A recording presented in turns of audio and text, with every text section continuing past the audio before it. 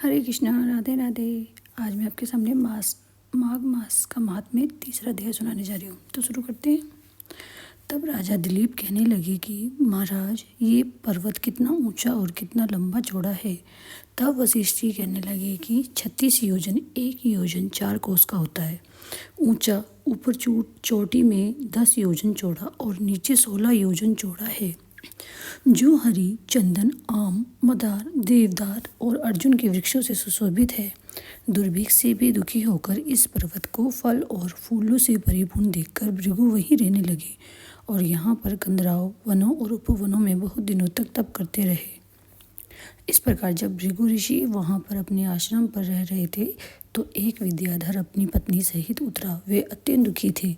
उन्होंने भृगु ऋषि को प्रणाम किया और ऋषि ने बड़े मीठे स्वर में उनसे कहा कि हे विद्याधर, तुम बड़े दुखी दिखाई देते हो, इसका क्या कारण है। तब विद्याधर कहने लगा कि महाराज, पुण्य के फल को पाकर, स्वर्ग पाकर तथा देवतुल्य शरीर पाकर भी मेरा मुख व्याघ्र जैसा है, मतलब मुँह। मेरे दुख और शांति का यही कारण है। ना जाने किस पाप का फल है। मेरे चित्त की व्याकुलता का दूसरा कारण भी सुनिए। मेरी पत्नी अति रूपवती, मीठा वचन बोलने वाली, नाचने और गाने की कला में अति प्रवीण, शुद्ध चित्त वाली, 7 सुरों वाली, बीना बजाने वाली, जिसने अपने कंठ से गाकर नारद जी को भी प्रसन्न किया है।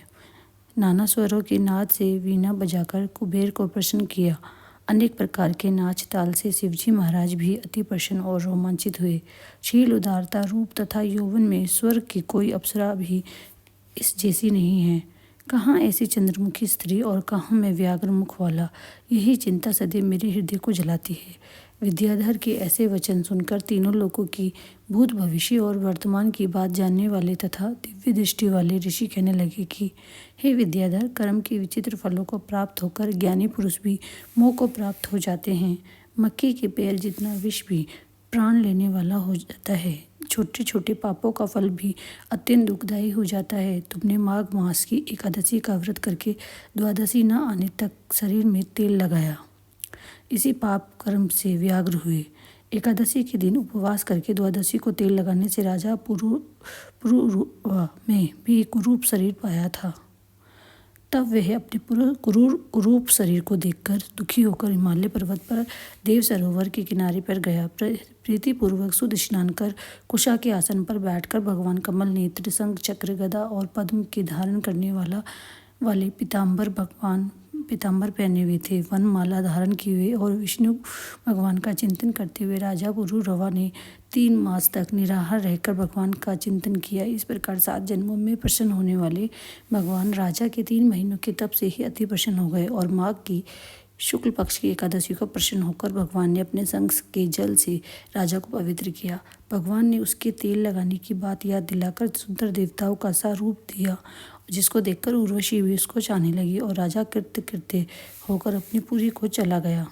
भृगु ऋषि कहने लगे कि हे विद्याधर, इसलिए तुम क्यों दुखी होते हो। यदि तुम अपना यह राक्षसी रूप छोड़ना चाहते हो तो मेरा कहना मानकर जल्दी ही पापों को नष्ट करने वाली हेमकुंड नदी में माघ में स्नान करो, जहाँ पर ऋषि सिद्ध देवता निवास करते हैं। अब मैं इसकी विधि बतलाता हूँ। तुम्हारे भाग्य में माघ मास आज से 5वें दिन ही आने वाला है।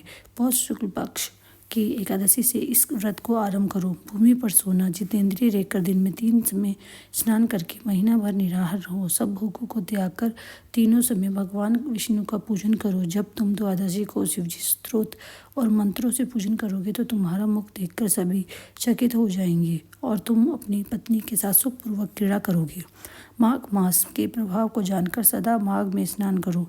पाप दरिद्रता से बचने के लिए मनुष्य को सदा यत्न से माघ मास का स्नान करना चाहिए। स्नान करने वाला इस लोक तथा परलोक में सदा सुख पाता है। वशिष्ठ जी कहने लगे कि हे दिलीप, भृगु जी के ये वचन सुनकर वह विद्याधर अपनी स्त्री सहित उसी स्थान पर पर्वत के झरने में माघ के महीने में स्नान करता रहा और उसके प्रभाव से उसका मुख देव सदृश हो गया। वे मणिगिरि पर्वत पर आनंद से रहने लगे। भृगु जी भी नियम की समाप्ति पर शिष्यों सहित ईवा नदी के तट पर आ गए। इसी तरह से दूसरा अध्याय समाप्त होता है।